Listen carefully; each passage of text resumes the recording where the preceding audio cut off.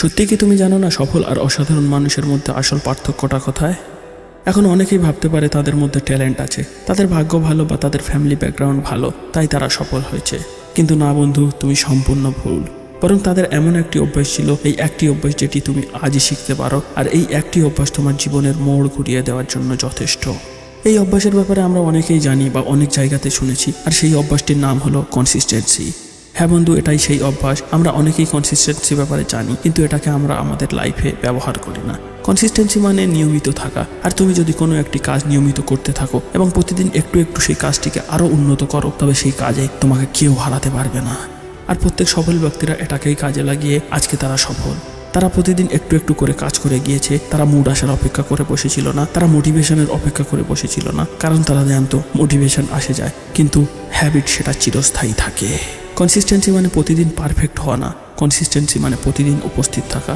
তুমি যদি প্রতিদিন 1% করে উন্নতি করো কোনো কাজের উপর হোক বা নিজের উপর, মাত্র 1 বছরে সেটা 37 গুণ উন্নতি হয়ে দাঁড়ায়।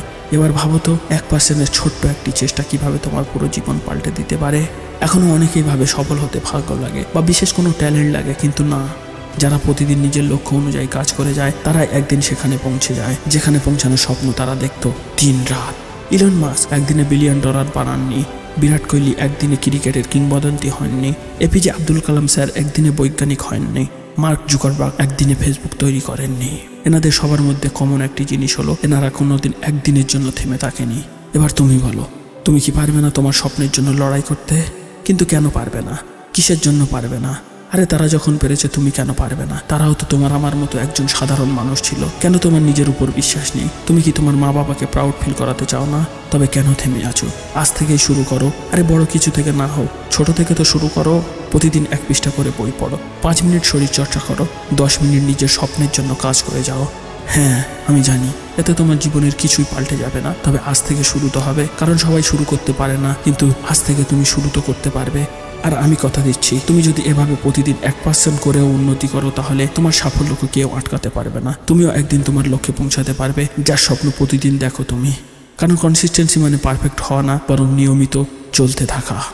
আজ এখনই কমেন্ট করে বলো কে কে শুরু করছো আজ থেকে, আর তোমার জীবনের সব থেকে বড় স্বপ্ন কি। আর তুমি যদি বিশ্বাস করো যে কনসিস্টেন্সি তোমার জীবন পাল্টে দিতে পারে, তাহলে এই ভিডিওটা শেয়ার করে দাও তোমার বন্ধুদের সাথে, যেন তারাও জানতে পারে সফলতার আসল রহস্য। এবং যদি একটু মনে হয় এই চ্যানেলটি তোমার জন্য হেল্পফুল হতে পারে, তাহলে ভিডিওতে লাইক করে চ্যানেলটাকে সাবস্ক্রাইব করে নাও। আবার দেখা হচ্ছে পরের ভিডিওতে।